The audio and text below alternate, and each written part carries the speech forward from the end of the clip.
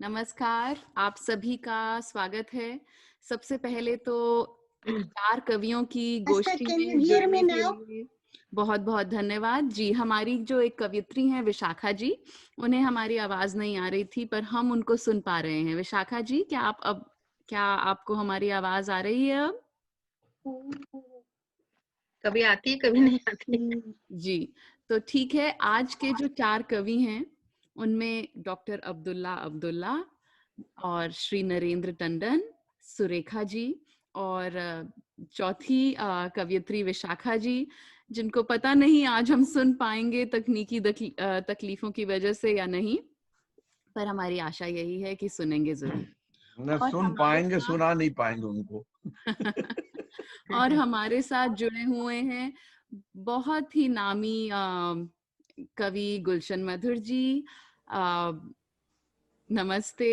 और सुकेश चोपड़ा जी, मधु महेश्वरी जी, रेखा मैत्रा जी, राकेश खंडेलवाल जी, रजनी भार्गव जी, अनूप भार्गव जी।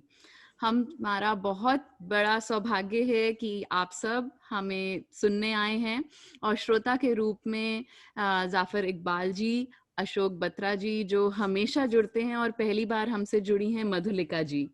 आप सभी का बहुत बहुत स्वागत है।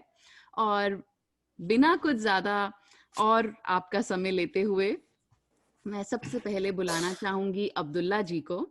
अब्दुल्ला जी हमारे क्षेत्र के ही नहीं, पूरे अमेरिका के बहुत ही जाने माने कवि हैं और मेरे बहुत प्रिय कवि हैं। जब वो मंच पर आते हैं तो ऐसा लगता है कि वो मंच छोड़कर कभी ना जाएं। और कई बार ऐसा भी होता है कि उनको देखकर ऐसा लगता है वो बहुत गंभीर हैं और उनकी कविताएं भी बहुत गंभीर हैं, पर वो बहुत शरारती भी हैं। जब मंच पर कोई और बोल रहा होता है तो वो चुटकियां भी काफी लेते हैं, जिसका अनुभव आप करेंगे आज। हम बुलाते हैं अब्दुल्ला जी को। अब्दुल्ला जी, आपका बहुत बहुत स्वागत है। आइए और हमें अपनी कविताएं सुनाएं। चलिए भाई, थैंक यू। अब आप लोग, मैं जरा मेरी दोनों आंखें रिपेयर हुई हैं तो मुझे पढ़ने में दिक्कत हो रही। तो मैं कुछ पुरानी चीजें तो याद है। मैं आपको एक नज्म शुरू कर रहा हूँ, उसका उन्वान है याद का कंकर। इसने तालाब में एक छोटा सा कंकर फेंका, लहरें बढ़ती ही चली जाती हैं लामतनाही, लामतने अनंत। लहरें बढ़ती ही चली जाती हैं लामतनाही, फैलते जाते हैं घेरे उनके। कोई ये भी तो बताए मुझको, ऐसा कंकर है कोई जिसको तालाब में फेंके तो जरा सी कोई हरकत ना हो। फिर भला कैसे ये मुमकिन है आकर कोई जहन की झील में एक याद का कंकर फेंके और बेनाम खामोशी रहे पहले की तरह। वाह वाह वाह वाह, खत्म हो गई भाई। बहुत खूब, बहुत खूब, क्या बात है। अच्छा, और पढ़ना है? आए? बिल्कुल। देखिए, अच्छा अच्छा चार कवियों का मकसद ही ये है कि अच्छा हम अच्छा अच्छा कवि अच्छा को अच्छा भरपूर ठीक सुन ठीक सकें। ठीक। खुशामद करवाना है बस, और कुछ नहीं। मैं आपको ये शायद मैं पता नहीं, पिछली बार मैं एक कभी पढ़ा है किसी के सामने कि नहीं, ये मुझे अच्छी लग रही इसलिए सुन लीजिए। इसका उन्वान है एहसास। न तेरे हाथ में इकरार का कंगन, न मेरे पांव में वादों की जंजीरें, मगर एहसास के बंधन ने हमको बांध रखा है। वाह वाह वाह वाह, वाह, क्या बात है। जरा सोचे कि ये एहसास ही तो है जो लफ्जों में दबे पांव उतरता है, कभी इकरार बनता है, कभी वादों में ढलता है। अगर एहसास जिंदा है तो फिर इकरार की हाजत न वादों की जरूरत है। न तेरे हाथ में इकरार का कंगन, न मेरे पांव में वादों की जंजीरें, क्या बात, मगर एहसास का बंधन बहुत मजबूत बंधन है। वाह, क्या बहुत बढ़िया, क्या क्या बात है, बात, क्या वाह बात है, बहुत वाह क्या वाह बात है, वाह। बहुत बहुत खूब। अच्छे, बहुत अच्छे, बढ़िया। अब मैं और सुनिए, इसका शीर्षक है मैं अब्दुल्ला सोच रहा हूं। सदियों पहले अपने पुरखे जंगल वीरानों में रहते सांपों और खूंखार दरिंदों से बच बच कर या लड़ लड़ कर जिंदा रहने के सारे गुर सीख गए थे। आज की दुनिया में हमने भी सच्चा झूठा साथ निभाकर, धोखा देकर, धोखा खाकर अपनों और बेगानों से भी या कुर्बत या दूरी रखकर जिंदा रहना सीख लिया है। वाह, फर्क है इतना, एक खूंखार दरिंदे का तो अपनी खाल से बाहर आना, भेस बदलना नामुमकिन था।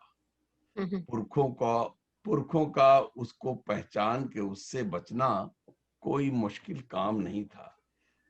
लेकिन आज के अंधे युग में सब इंसानों के चेहरों पर कितने चेहरे चढ़े हुए हैं। उनके असली रूप को हम कैसे पहचाने, कैसे उनसे खुद को बचाएं, उसका हमको ज्ञान नहीं है। मैं अब्दुल्ला सोच रहा हूं, जंगल वीरानों के बासी अपने पुरखों का जीवन तो आज के युग में अपने जीवन के आगे आसान बहुत था। बहुत वाह अच्छा। वाह क्या वाह बात वाह, है, क्या बात है भैया। बहुत बहुत ही खूब। खूब, बहुत ही गजब, क्या बात है। बहुत अच्छा। और पढ़ना है?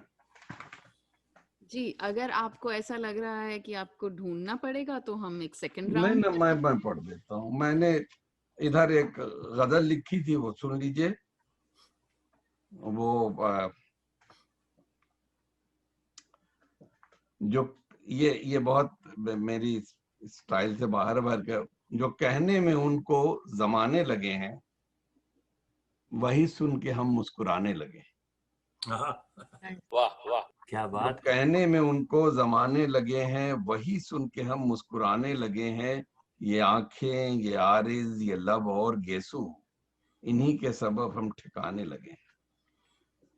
क्या बात। इन्हीं के सबब बहुत हम खूब। ठिकाने लगे हैं। जहानत टपकती है बातों से उसकी, ये आस्था के लिए शेर। जहानत टपकती है बातों से उसकी, जहानत पे सब तिल मिलाने लगे हैं। क्या बात है, क्या बात है। वाह वाह, गुजारे जो लम्हे तेरे साथ हमने, हमें अब वो लम्हे सताने लगे हैं। आए हाय, खजा का तो मौसम गुजर सा गया है, वाह, हरे पात पेड़ों पर आने लगे हैं, और फना शख्सियत हो रही है हमारी, तेरी शख्सियत में समाने लगे।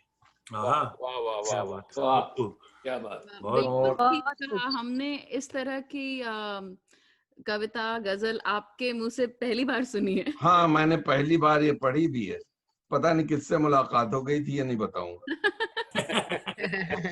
अच्छा, मैं आपको, अभी मैं गया था गांव में अपने, पिछली बार तो मैंने वहां पे एक नज्म कही थी, वो आपको पढ़ देता हूं। बस्ते में बचपन। भूल गया था बचपन को मैं, अपनी किताबों के सफ़ों के अंदर शायद एक कागज के पुर्जे को तह करके जैसे रख देते।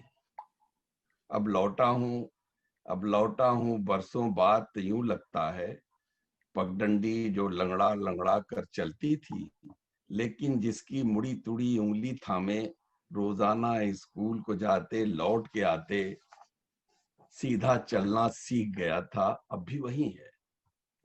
गली वही है, नुक्कड़ पर अब भी एक बूढ़ा गाढ़े मैले कपड़े की झोली फैलाए, चेहरे की झुर्रियों में छुपी आंखों से हर आने जाने वाले को तकता, एक दो सिक्के मिल जाने की आस लगाए, दिन भर यूं ही बैठा रहेगा, तकता रहेगा।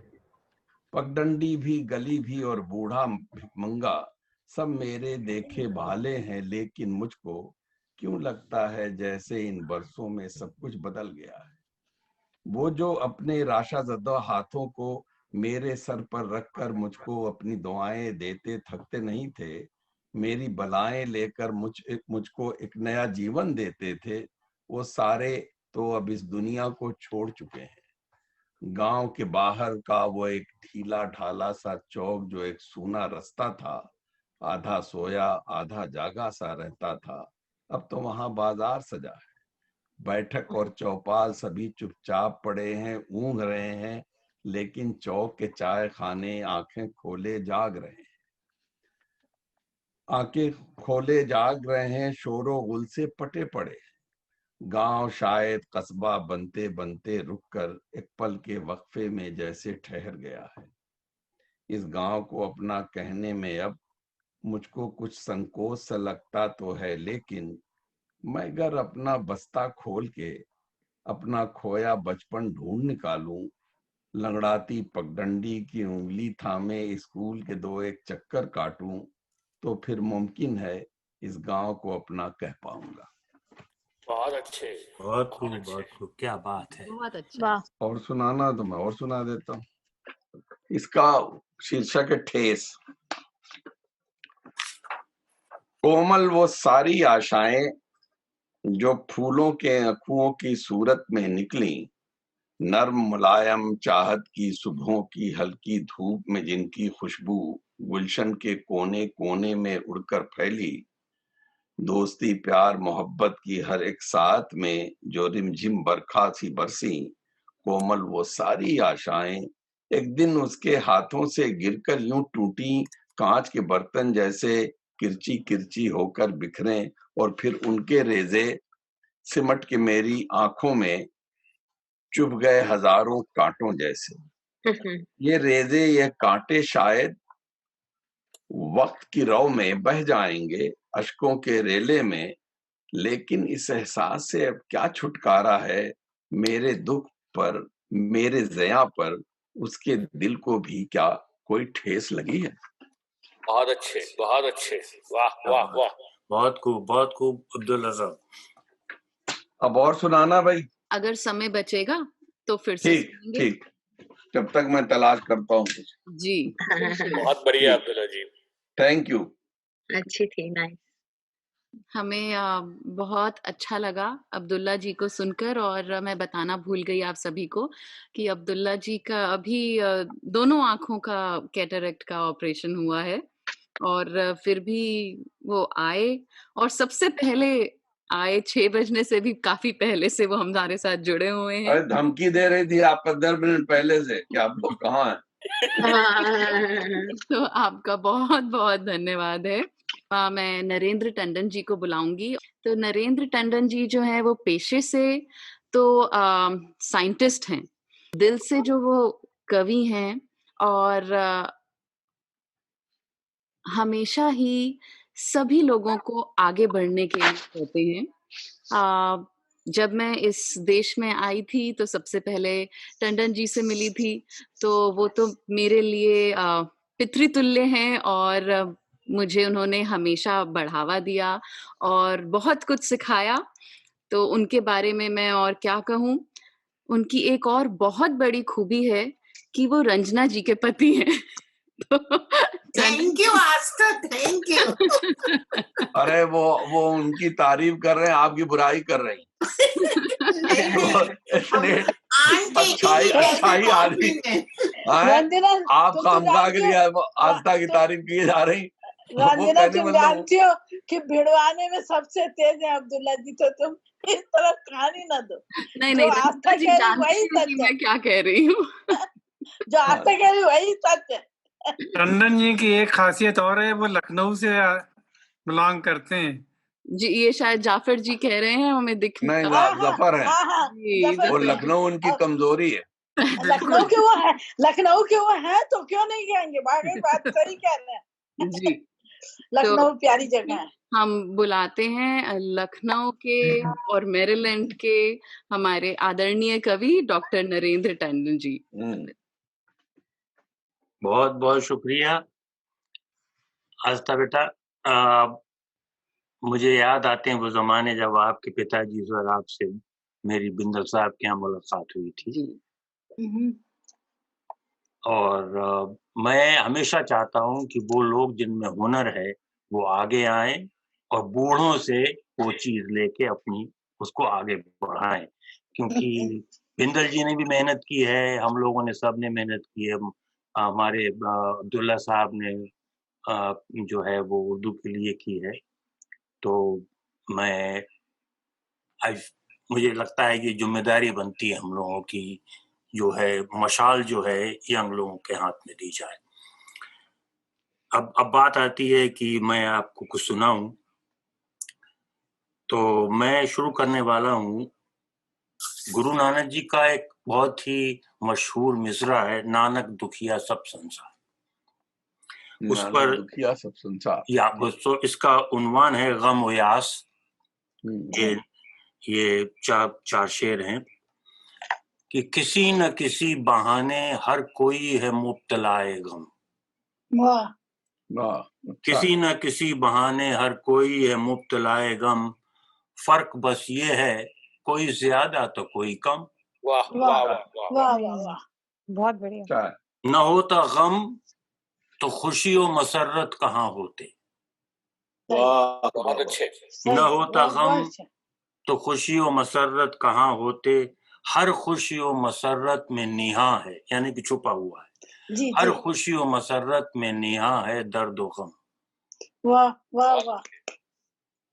गम व यास कहते हैं बेसिकली क्या कहना चाहिए, निराशा को। हाँ, गम व यास के बिना ये जिंदगी अधूरी है।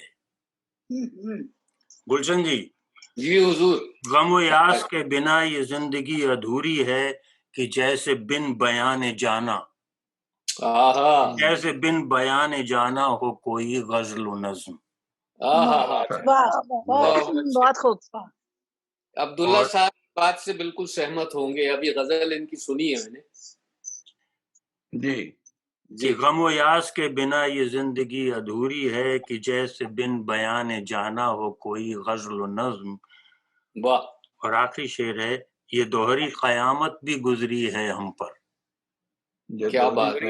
ये दोहरी कयामत भी गुजरी है हम पर, एक तो वक्त रुखसत और उस पे चश्मे नम, यानी कि भीगी आंखें। वाह वाह बहुत अच्छे, बहुत अच्छे। क्या बात है।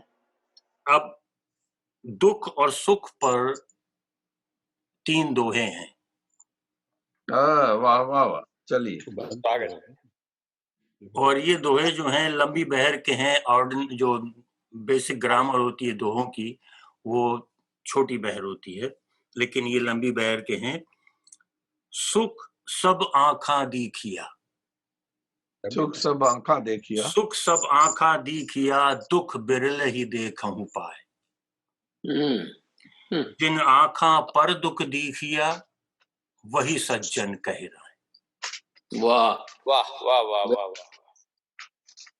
खुशियां तो आनी जानी है, खुशियां तो आनी जानी है, दुख साथी है जीवन भर का, हम राह बना ले दुख राही हमसाया ये बेकल मन का। वाह। और मुस्कान अधर पे यूं आवे, मुस्कान अधर पे यूं आवे, ज्यों कोमल पौध लगे फुलवा, फिर क्षणिक तपन से कुमलावे, जब भरी दोपहरी चले पछवा। 1992 में कुछ दंगे हुए थे हिंदुस्तान में और उसमें काफी नुकसान हुए थे, जान और माल दोनों के। तो एक दोहा लिखा था मैंने उस वक्त, और अगर आप मुझसे इत्तेफाक न रखते हो तो मैं क्षमा चाहूंगा। ऐसो क्या है दीन धर्म में जो जान लिया करते हैं लोग। ये सारे दीन धर्मों की बात है। ऐसो क्या है दीन धर्म में जो जान लिया करते हैं लोग, इश्क मोहब्बत वफा भलाई हाँ जान दिया करते हैं। क्या बात है। वाह वाह। एक दिन विरक्ति का मूड था, तो इसी दोहे की जो दूसरा मिसरा है उसको मैंने अलग अंदाज में पेश किया है। गुलशन जी हुजूर। कि किसको समझे किसको जाने, किसको देवें अब पुकार,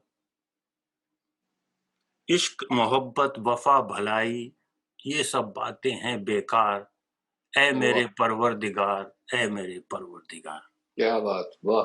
बहुत खूब। हाँ, बहुत अच्छे। एक अगर वक्त है तो मुझे बताइए, मेरे पास एक नज्म है लखनऊ के बारे में। बिल्कुल। अरे पढ़ लीजिए साहब। जफर जी तो वेट कर रहे हैं आपका।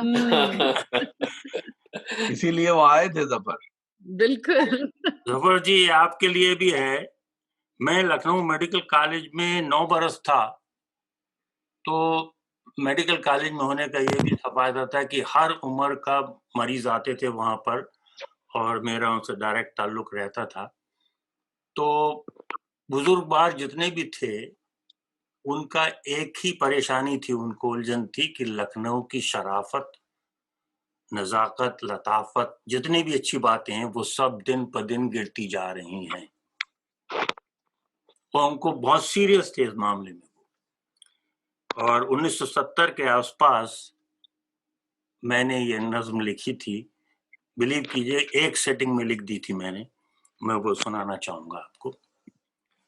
और इसका शीर्षक है रोशनी और तारीकी। तारीकी कहते हैं अंधेरे को। जफर साहब सुन रहे हैं? जी बिल्कुल सुन रहा हूँ। सुनिए साहब, ये मेरा क्या कहते हैं, मेरा दृष्टिकोण है, आपका कुछ अलग हो सकता है।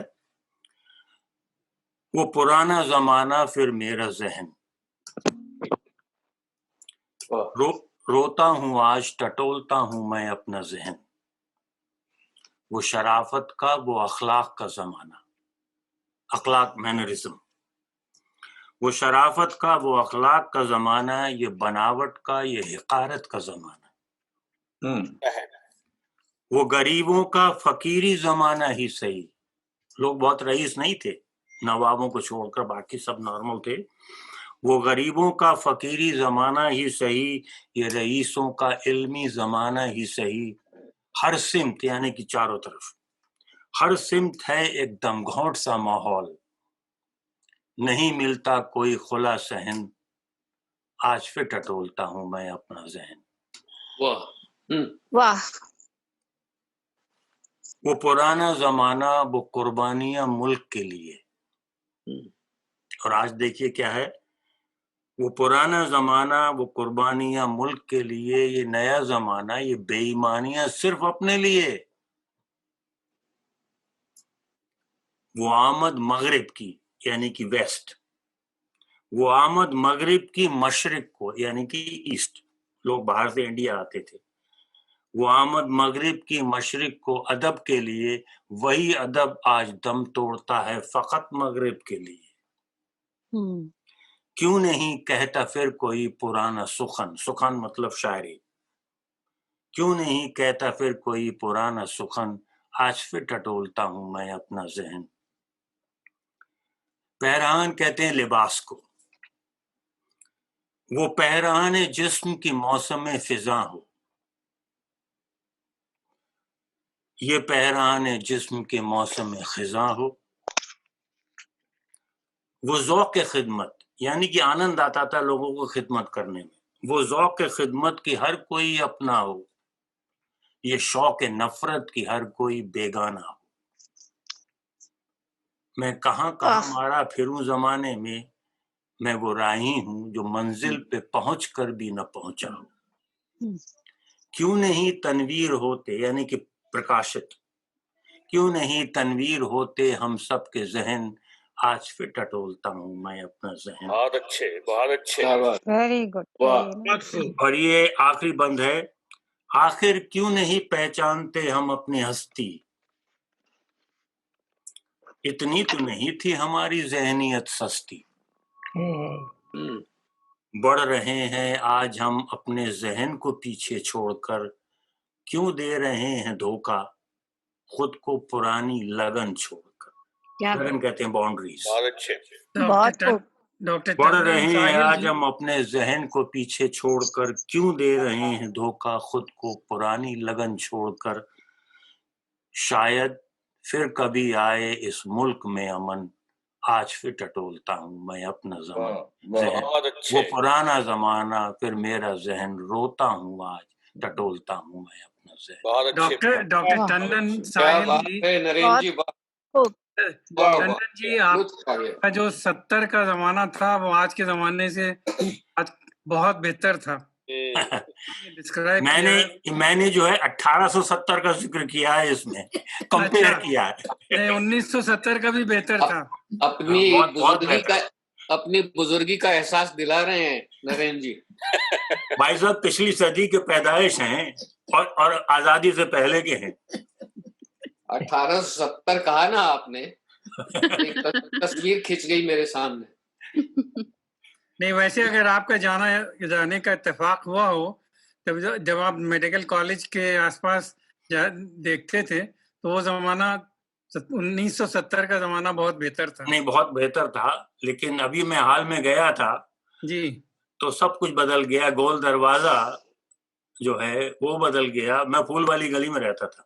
जी जी जी काफी बदल गया है, लेकिन वो बात नहीं है। खैर, वो आप ढूंढने लोग अब बच गए आपको वो यहाँ ढूंढना आके, नहीं पड़े। तो आप भी बदल गए। आप दोनों यहाँ आके बच गए, नहीं तो आप भी बदल गए होते। कुछ तो बच गया, उसके लिए खुश हूँ हम। बहुत अच्छी। 2 आदमी तो बच गए। I do agree with you, Abdullah जी। लेकिन देखिए, लखनऊ छूट गया, हम लखनऊ से दूर आ गए, लेकिन लखनऊ हमसे दूर नहीं हुआ है। नहीं, हो ही नहीं सकता ना, यही तो खासियत है लखनऊ की, बनारस। देखिए, ऐसा है, नहीं होगा जफर साहब, मैं लखनऊ से आ गया, मैंने अपने तखल्लुस के आगे लखनवी लगा दिया। वैसे भी तो आप साहिल लखनवी। जी, साहिल साहब जी जिंदाबाद। पता नहीं लखनऊ हिंदी अच्छा होगा या बुरा। पता नहीं, किनारे लग गए ना। नहीं, अब्दुल्ला जी से भी अलीगढ़ अभी तक छूटा नहीं है। मैं तो रहने वाला बहुत आतंकवाद जगह का हूँ, आजमगढ़ का। अलीगढ़ में हाँ जिंदगी गुजरी वहां पर। सही, जो भी जहां से आया वो कहाँ छूटता है भाई। हम लोग तो हमारे छूटता किसी से नहीं छूटता अपना। बिल्कुल। तो टंडन जी, क्या आप कुछ और सुनाएंगे या फिर एक और राउंड जब होगा तब? लीजिए, और लोगों को भी मौका दीजिए। चलिए, तो हम एक बार फिर से कोशिश करते हैं और पूछते हैं, विशाखा जी, क्या आप अब हमें सुन पा रही हैं? मैं एक कंप्यूटर जो मेरा ऑफिस का है वहां से ये हेडफोन से सुन रही हूँ, और ये कंप्यूटर जिसमें पे सामने मैं बैठी हूँ वो नहीं वॉल्यूम दिखा रहा। अच्छा, चलिए, तो आप सुन पा रही हैं और हम सबको आपकी मधुर आवाज बहुत अच्छी तरह से आ रही है। हमारे ये भी जो हैं वो भी एक साइंटिस्ट ही हैं। हमारे आज के जो कवि हैं वो हृदय से कवि हैं, पर पेशे से ये भी साइंटिस्ट हैं। और विशाखा जी बहुमुखी प्रतिभा की धनी हैं। हाँ, और ये भाषाएं भी बहुत सारी जानती हैं, सिर्फ हिंदी और अंग्रेजी ही नहीं। ये बहुत समय रूस में रही हैं और काफी समय यूरोप के भी कई देशों में रही हैं। और जितनी अच्छी इनकी कविताएं होती हैं उससे बहुत अच्छी मुझे इनकी कहानियां लगती हैं। और उससे ज्यादा अच्छी इंसान ये बिल्कुल ठीक है। तो हम और बिना किसी परिचय के चलते हैं विशाखा जी की कविताओं की ओर। अगर कभी समय ऐसा आया कि हम कहानियां सुन सकें तो जरूर एक कहानी सम्मेलन भी रखेंगे जिसमें विशाखा जी की कहानियां सुनेंगे। तो विशाखा जी, आज तो कविताओं से ही शुरू करते हैं। आप सबको मेरा नमस्कार। आज काफी वक्त लगा मुझे जूम में कनेक्ट होने में, लेकिन अच्छा है कि अब मैं आपको सुन पा रही हूँ। आज काम करते करते मेरी पुरानी नोटबुक में से एक कविता मिली, और उसमें जो ख्याल था वो बचपन में हमेशा मैं चाहती थी कि इतने जो ईश्वर जिसने कायनात बनाई है उसको लोग मंदिर में चढ़ाते हैं लड्डू और फूल और वो सब, तो उसके पास ये कैसे जाता होगा। तो मैं सोच रही थी कि इतने विशाल ईश्वर हैं तो उनको भी जो गिफ्ट में देनी चाहिए वो इतनी ही विशाल चीज देनी चाहिए। तो उस वक्त की ख्याल में एक कविता लिखी है कि मुझे अच्छा लगता है तेरी क्षितिजों को कभी छू लेना। मुझे अच्छा लगता है तेरी क्षितिजों को कभी छू लेना। कभी करीब न आने की तेरी जिद से तो एक उम्र गए मैं वाकिफ हूँ। कभी करीब न आने की तेरी जिद से तो एक उम्र गए मैं वाकिफ हूँ, पर ले इन्हीं क्षितिजों पे खड़े खड़े मैं खुद अपने वजूद के खंभे से किसी दिन समग्र सृष्टि के सबसे खूबसूरत आकाश को किसी दिन तेरे आंगन में उतारने के लिए मैं बहुत ही कस के बांध के रखूंगी। क्या बात मुझे है, अच्छा क्या लगता बात है। है तेरी क्षितिजों को कभी छू वाह लेना। वाह, बहुत सुंदर। और अब एक दूसरी कविता मैं आपको क्या सुनाऊं? ऐसी चीज सुनाना चाहती हूँ जो आपको पहले सुनाई ना हो। हमें याद थोड़ा ही है, कुछ भी सुनाई। चलिए। अच्छा, ये है एक कि याद करके कहती हूँ कि तेरे ख्यालों की खुशबू, तेरे एहसास का आलम, तेरे नगमों के बादल, तेरी यादों का सावन, मुझे इन्हीं किनारों पर मेरी जिंदगी मिला करती है। मेरी रूह ने कहीं भी इतना सुकून नहीं पाया है। चुपचाप कहीं मेरी रातों में कोई चिराग झिलमिलाया है, जब बोझिल तन्हाइयों में आकर कहीं तेरा एहसास मुस्कुराया है। वाह वाह वाह वाह वाह, क्या बात है। कभी गम से लिथड़ी शामों में, कभी आंसुओं में डूबती रातों में, कभी घनेरे बादलों के आगोश में, कभी हंसी पुरबहार नजारों के मंजरों में, मुझे छूकर गुजरती हवाओं में जैसे कोई नगमा सरसराया है। तब अकेले चलते मेरे आंचल को थामे तेरा हाथ मैंने पाया है, जब सुनसान मेरी राह गुजारों में आकर तेरा एहसास मुस्कुराया है। वाह, मेरी हस्ती से कहीं दूर शायद तेरा जजीरा है, और मेरा यहाँ हर लम्हा तेरे साथ साथ गुजरा है। मेरे एहसास के हाथों ने वो तस्वुर तेरा तराशा है कि मेरा हर सांस यूं ही करीब तेरे पलकों के तले गुजरा है। बहुत तब खूब। छुपकर कहीं ख्यालों में मैं अपनी ही खामोशियों को पूछती रहती हूँ कि पाया था मैंने तस्वुर था तेरा कि तू तो शायद यहाँ कभी नहीं आया है। तेरे वाह ख्यालों वाह की वाह वाह, खुशबू, तेरे एहसास का आलम, तेरे नगमों के बादल, तेरी यादों का साथ। क्या बात है, वाह। तो कौन कम वक्त बहुत था खूब। मारते पकड़ के। मुझे जो आप लोग सुनाई दे रहा है? अरे अच्छा है, आप हमें नहीं सुन रही हैं, आप सुनाइए। नहीं तब तक गड़बड़ हो रही। नहीं, अच्छा है, हम फ्रीली जो जाता मुंह में बके जा रहे हैं। चलिए पढ़िए। अच्छा, वो और कुछ सुना जी कि जी? अच्छा, कौन सी वाली सुना? चलो, जो याद है वही सुनाती हूँ। जी, कि वो कविता सबको अच्छी लगती है कि रात के तीसरे प्रहर अचानक आंख खुल गई तो देखा कि पेड़ की डालियों से लटक कर चांद एक टकी लगाए मेरी खिड़की में से झांक रहा था। मैं उठी, सीढ़ियां उतरकर घर के बाहर पुल के किनारे बैठी तो चांद पेड़ की डालियों से कूदकर पुल के पानी में तैरने लगा। मैंने आंख उठाकर आसपास देखा कि रात के तीसरे प्रहर का बहुत गहरा सन्नाटा था। भोर अभी क्षितिज के उस पार खड़ी थी, पंछी अभी जागे नहीं थे, हवा भी थमी थी और पेड़ भी खड़े खड़े किसी तपस्वी साधु की तरह सो रहे थे। वाह वाह। तो पेड़ों की झुरमुट में बैठे हुए जुगनू किसी स्वफुटित प्रेरणा से अचानक से चमक जाते थे। तब तैरते हुए चांद ने मेरे पैरों के पास आकर आहिस्ता से कहा कि अच्छा हुआ जाग कर आ गई तुम बाहर मेरे पास। यही तो एक मौका है तुमसे बात करने का। मैं तो ऐसे ही कितनी कितनी रात के अक्सर तुम्हारी खिड़की में खड़ा तुम्हें बुलाता रहता हूँ, पर तुम तो उलझ गई हो रिश्तों के ताने बानों में, मन की सोच के बेशुमार कोहराम में। आज मेरी चांदनी का हाथ पकड़ तुम बैठो मेरे पास। पहचानो तुम अपना प्रकाश, सीख लो तुम मुझसे मौन की भाषा, जान लो तुम अपना आकाश। ऐसे ही कभी तुम बैठो फुर्सत से अपने ही भीतर अपने पास।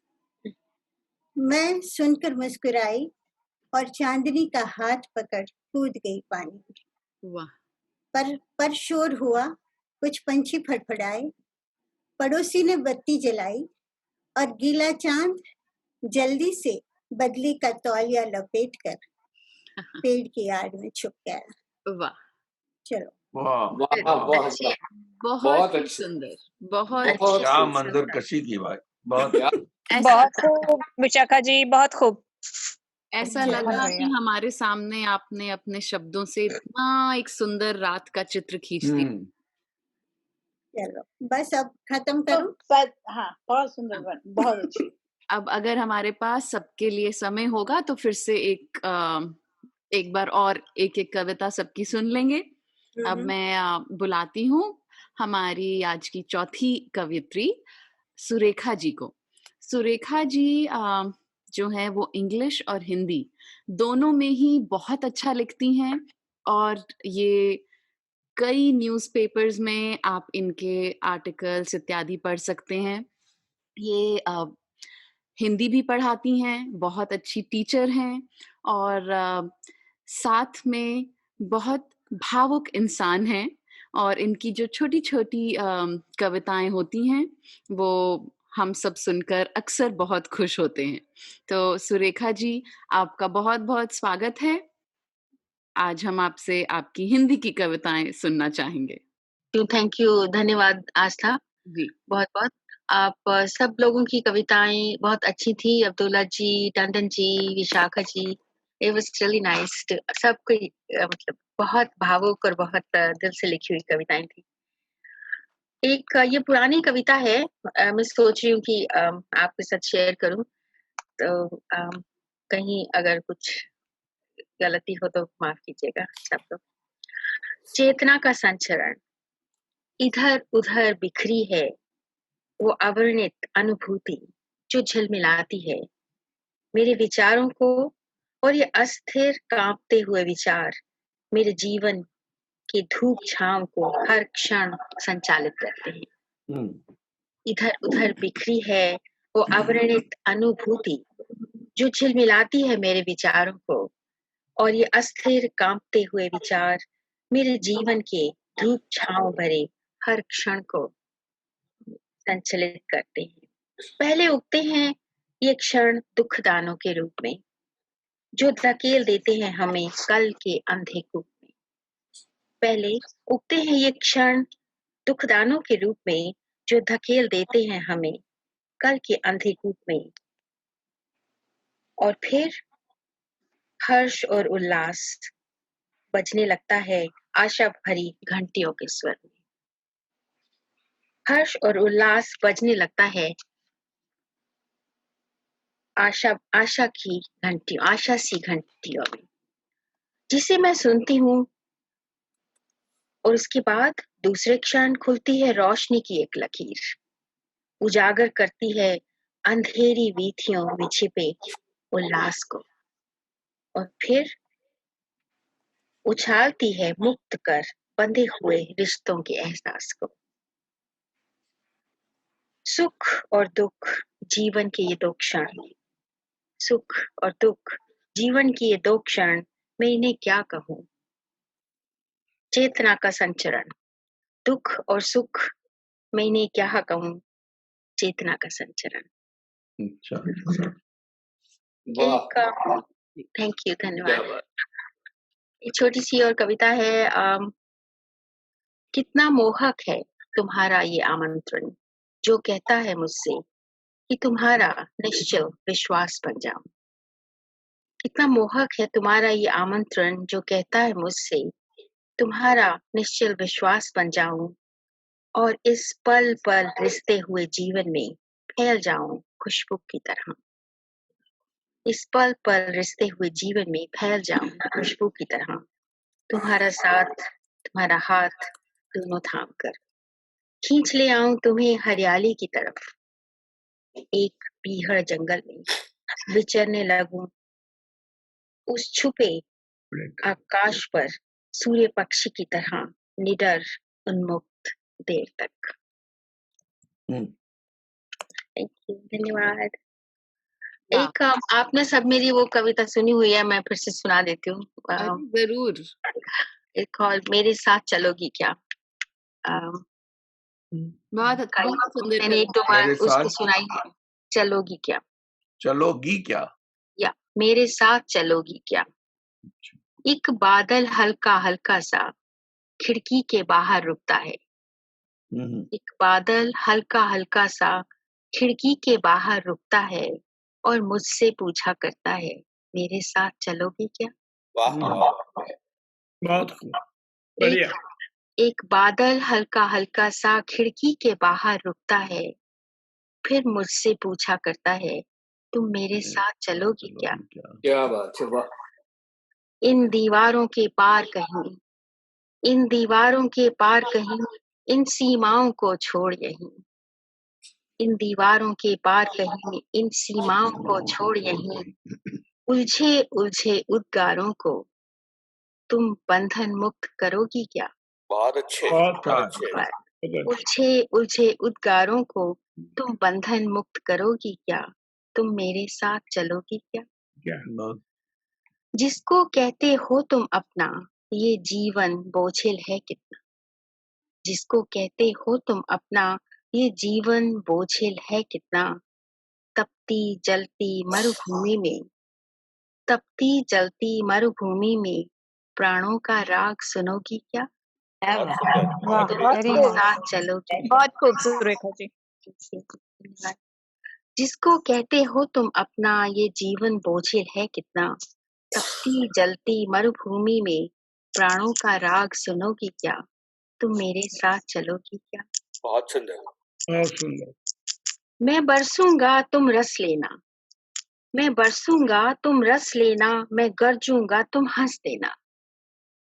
मैं बरसूंगा तुम रस लेना, मैं गरजूंगा तुम हंस देना। फैले नभ के रंग मंचों पर, फैले नभ के रंग मंचों पर तुम सूत्रधार बनोगी क्या। मेरे साथ चलोगी क्या।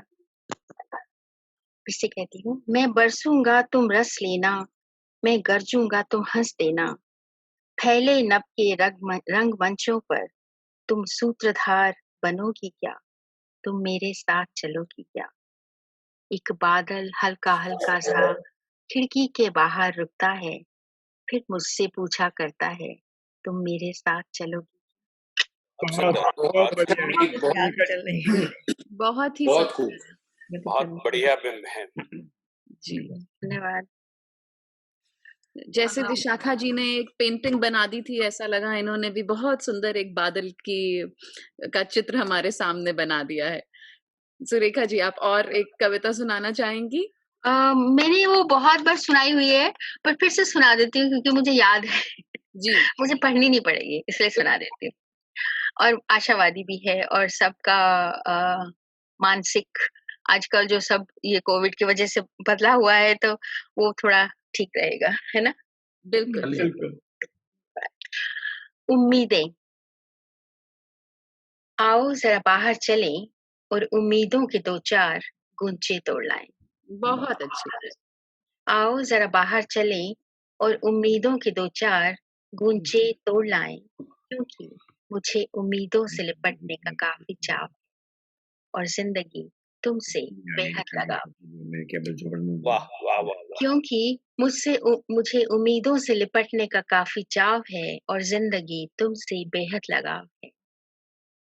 बेशुमार कदमों के निशान सभी पत्थर कैसे हो सकते, बेशुमार कदमों के निशान सभी पत्थर कैसे हो सकते हैं, असीम सांसों की लपटें सभी ठंडी कैसे हो सकती हैं।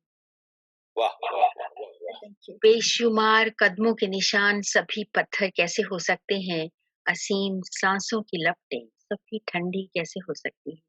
उम्मीद से जिंदगी है, उम्मीद से जिंदगी है, जिंदगी तो बिखरी है। कदमों के बहाव में, आंखों की भीड़ में, कहीं न कहीं जरूर उम्मीदें भी अटकी। आंखों की भीड़ में, कदमों के बहाव में, कहीं न कहीं जरूर उम्मीदें भी लटकी हैं। आओ जरा बाहर चलें और जिंदगी के दो चार गुंजे तोड़ लाएं। वाह बहुत अच्छे वेरी बहुत अच्छे। नाइस, धन्यवाद। बहुत बढ़िया, बहुत बहुत खूब, बहुत खूब सुरेखा जी। थैंक यू, बहुत बहुत धन्यवाद सबका सुनने के लिए और सुनाने के लिए। नहीं नहीं, आपका बहुत धन्यवाद। आपको सुन के हमें बहुत आनंद आया। और अब्दुल्ला जी ने कहा था कि वो एक और कविता ढूंढ रहे हैं, तो उन्होंने इतनी मेहनत करी है चश्मा वश्मा लगा के, एक और कविता हम सुन लेते हैं। जी जरूर, प्लीज हमने सुनाइए। कभी अब्दुल्ला जी बचपन ने तो कहा था ढूंढ- कि सबसे बढ़िया नज्म सुरेखा जी के आने के बाद सुनाएंगे वो। नहीं नहीं, थैंक यू सो मच। मैं अपनी औकात पे आ जाता हूँ। देखिए, मेरी तो पोइट्री ज्यादातर इमिग्रेंट पोइट्री है, और एक बहुत पुरानी नज्म है, शायद आप लोगों ने नहीं सुनी होगी। इसका कोई टाइटल नहीं है, इसलिए कि ये हमारी यहाँ की लाइफ के ऊपर है, जो जिसका भी कोई टाइटल नहीं मेरी नजर में। तो इसलिए अमेरिका की जिंदगी पे एक नज्म। ये एहसास, जज्बा, ख्याल और सपने गुलिस्तान हस्ती के वो फूल हैं जो बदलते हैं रंगत, कि इस वक्त की धूप में 7 रंगों की दुनिया बसी है। तो एहसास, जज्बा, ख्याल और सपने की तशरीह मुमकिन नहीं, तशरीह व्याख्या। तो एहसास, जज्बा, ख्याल और सपने की तशरीह मुमकिन नहीं है। हमें जाम था ये कि हम तो बड़े ज्ञान वाले हैं, लेकिन अगर ज्ञान होता तो आखिर हरी छांव की जुस्तजू में ये भेड़ों का गल्ला भटकते भटकते यहाँ तो ना आता। ये जंगल बड़ा है, मगर इसकी हरियाली भेड़ों के गल्ले को निगले चली जा रही है। हमें माओ ने जो सिखाया था बचपन में लफ्जों का मतलब, वो मतलब यहाँ खो चुके हैं। वफा और मोहब्बत, खुलूस और अकीदत के अल्फाज जिन पर हमें नाज था, आज अंडे के छिलके के मानिंद पिचके पड़े हैं। हर एक सिमत शक के अंधेरों के खेमे गड़े हैं। वफाओं की छाती पर वहमों का अफरीद इस देव, वफाओं की छाती पे वहमों का अफरीद बेताल नाचे चला जा रहा है। और दिलों में हसद की अंगेठी जलाकर अना की रजाई में दुबके हुए लोग लफ्जों के तीरों पर अय्यारियों का हलाहल चढ़ाए चले जा रहे हैं। वाह वाह वाह। किसी को किसी पर भरोसा नहीं है, सभी अपने खून में नहाए खड़े हैं। हमें ये खबर ही नहीं है कि जो तीर हमने चलाए थे औरों पे, वो सारे नाविक हमारे अपने ही दिलों का लहू पी रहे हैं। और न मैं रहा हूं, न तुम रहे हो। अब उस आदमी का जनाजा है हम तुम, हरी छांव की जुस्तजू में भटकते भटकते यहाँ आके जो भीड़ में खो गया है। क्या बात है, क्या बात, वाह वाह वाह, बहुत खूबसूरत नज्म, वाह। वो पंक्ति आपने जो कुछ अंगीठी वाली, एक बार फिर से कहिए। वो पंक्ति में जिसमें अंगीठी का कुछ अना जिक्र की रजाई में दुबके हुए लोग, अच्छा वो वाली। हाँ, बहुत अच्छी लगी। हर एक सिम शक के अंधेरों के खेमे घड़े हैं। वफाओं की छाती पे वहमों का अफरीद देव बेताल नाचे चला जा रहा है। और दिलों में हसद की अंगेठी जलाकर अना की रजाई में दुबके हुए लोग लफ्जों के तीरों पर अय्यारियों का हलाहल चढ़ाए चले जा रहे हैं। क्या बात है। को किसी पर भरोसा नहीं, सभी अपने खून में नहाए खड़े हैं। और हमें यह खबर ही नहीं कि जो तीर हमने चलाए थे औरों पे, वो सारे नाविक हमारे अपने ही दिलों का लहू पी रहे हैं। न मैं रहा हूं, न तुम रहे हो। अब उस आदमी का जनाजा है हम तुम, हरी छांव की जुस्तजू में भटकते भटकते यहाँ के जो भीड़ में खो गया। वाह, असद की अंगीठी और अना की रजाई, गजब गजब गजब। दोनों बहुत अच्छी लगी, बहुत ही दिल को छूने वाली। आपने 4 कवियों की बात है तो हम चलिए। टंडन जी को बोलते हैं कि उनसे कहा था कि फिर से आएंगे उनके पास। अभी सुरेखा जी ने आपको एक नज्म सुनाई थी, उम्मीद जी, मैं उसका दूसरा पहलू सुनाने जा रहा हूँ आपको। चलिए। और इसका शीर्षक है उम्मीद। बात सीधी सी है, इसमें कोई पेंच नहीं, नो ट्विस्ट नो कॉम्प्लिकेशन। बात सीधी सी है, इसमें कोई पेंच नहीं। लोग अमूमन, यानी कि साधारणतया, लोग अमूमन भले हुआ करते हैं। जी, वाह वाह वाह वाह वाह। बेखुलूस और बदजौक तो हो सकते हैं, पर बुरे नहीं हुआ करते। जी, तमाम उम्मीदें जो तुम लोगों से लगा के बैठे हो, ये नाउम्मीदी को जन्म देंगी।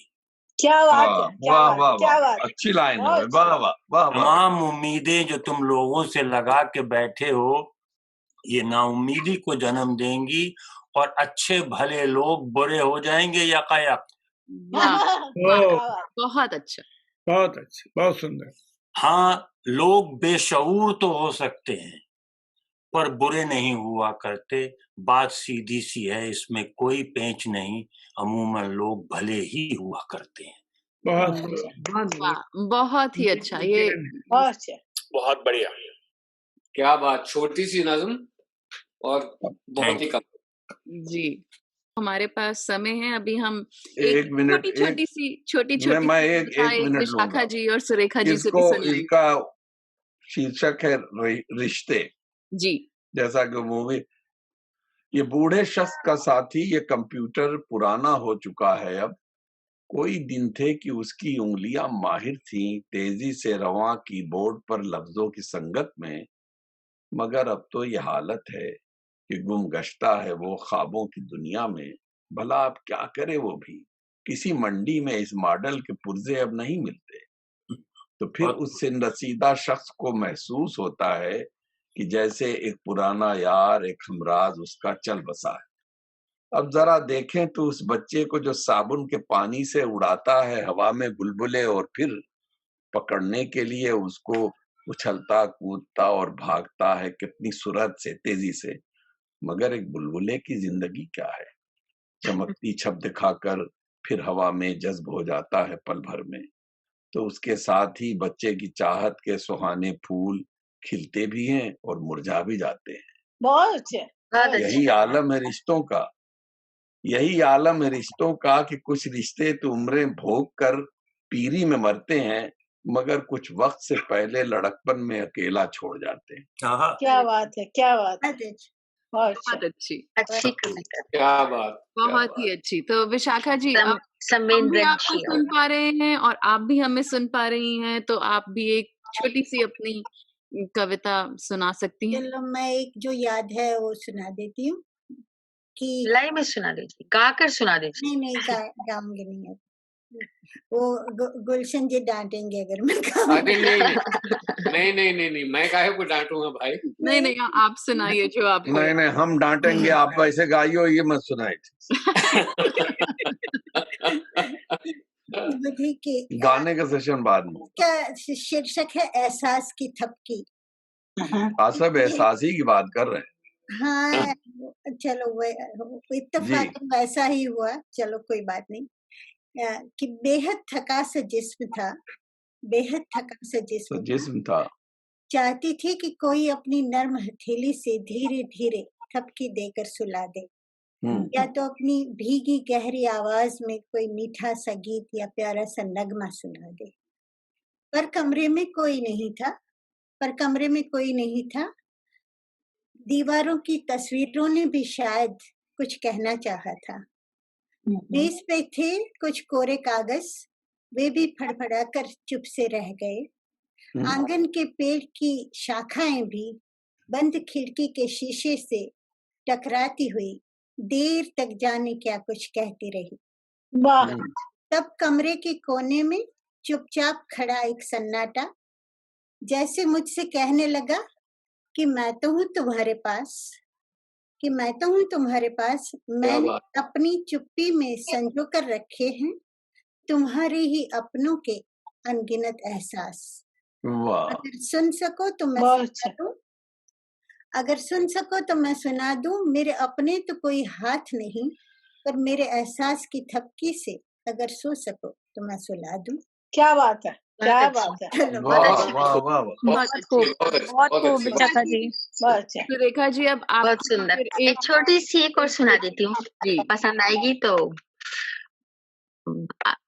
भी बोल दीजिए। अच्छी अच्छी होगी, हम वैसे भी बोल देंगे, फिक्र मत कीजिए।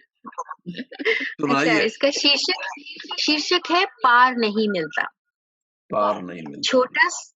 छोटा सा आसमां होता है सबका, तानी बानी जानी पहचानी, फिर भी जैसे पार नहीं मिलता। छोटा सा आसमां होता है सबका, तानी बानी है जानी पहचानी, फिर भी जैसे पार नहीं मिलता। छोटा सा आसमां होता है सबका। कोई है बुनता चादर का कपड़ा, हर कोई जिसको अपनी ही कहता। कोई है बुनता चादर का कपड़ा, हर कोई जिसको अपनी है कहता। छोटा आसमान होता है सबका। हाथों से बुनकर आंखों के सपने, हाथों से बुनकर आंखों के सपने, पांवों से बनता चलने का रास्ता।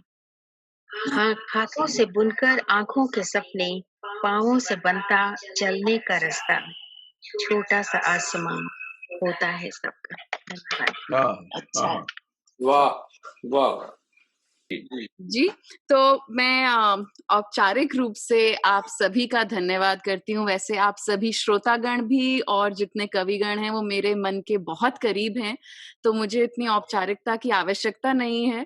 पर जो हमारे और फेसबुक के और यूट्यूब के श्रोता होंगे, उनके लिए मैं सभी श्रोताओं का जो अभी ज़ूम लाइव पर आए और जो हमारे कवि अब्दुल्ला जी, नरेंद्र टंडन जी, सुरेखा विज जी और विशाखा ठाकर जी, ये सब हमारे साथ जुड़े।